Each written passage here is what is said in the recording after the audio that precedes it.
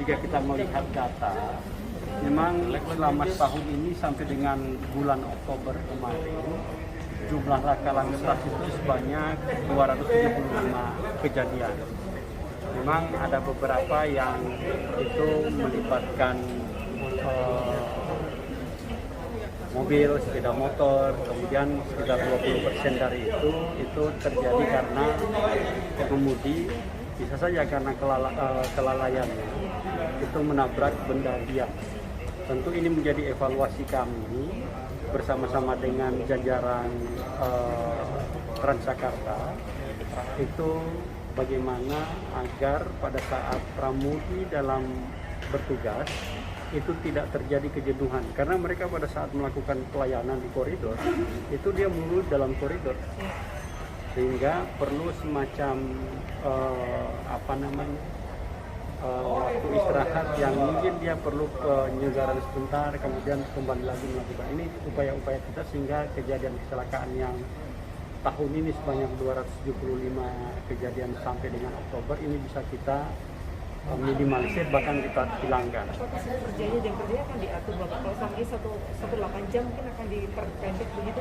Kalau untuk jam kerja ini sudah diatur sesuai dengan Undang-Undang 22/2009. Jadi jam kerja pengemudi itu adalah maksimal 8 jam, sudah termasuk istirahat di dalamnya. Jadi setiap 4 jam mereka ada waktu istirahat.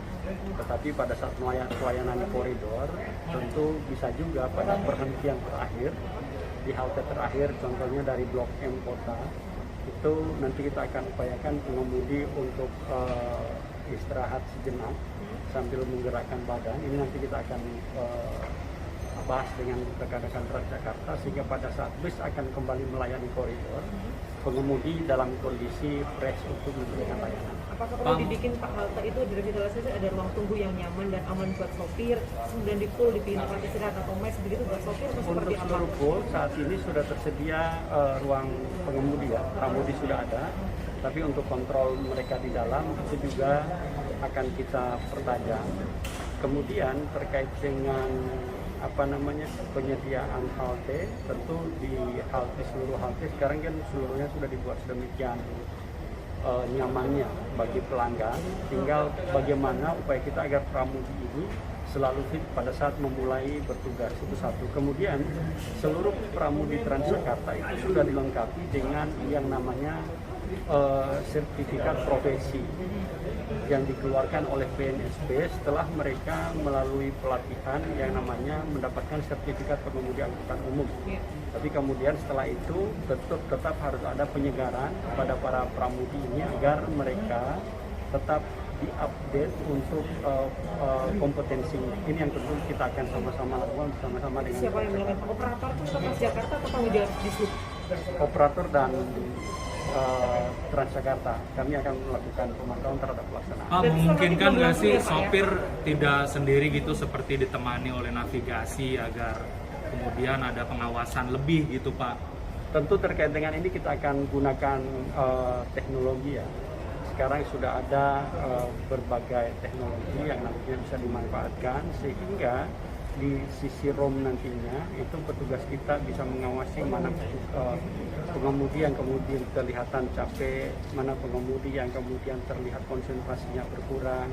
Dari sisi ROM bisa diberikan peringatan kepada mereka. Tinggal ada posisi itu tapi kan tidak berfungsi dalam 2 tahun ini, jadi kecelakaan sering banyak terjadi. Ya tentu ini tentu yang akan kami dorong untuk segera diimplementasikan oleh rekan-rekan di Transjakarta. Kita pahami bahwa prinsip Transjakarta adalah manajemen operator bus, sehingga mereka harus melakukan kontrol penuh terhadap capaian standar pelayanan minimum yang sudah ditetapkan oleh Pak Gubernur. Pak Gubernur sudah menetapkan Pergub 13 tahun 2019 tentang SPM ini, dan ini tentu yang harus dicapai. Ada rencana pengurangan jam kerja nggak di setiap shift sopir mungkin untuk mengurangi kelelahan mereka? Untuk itu saat ini kami sedang bersama dengan KNKT itu akan melakukan audit secara menyeluruh, kita lihat hasilnya.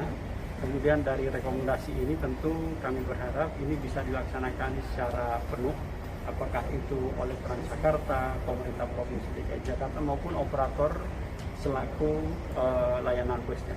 Kalau revisi keselamatan gimana?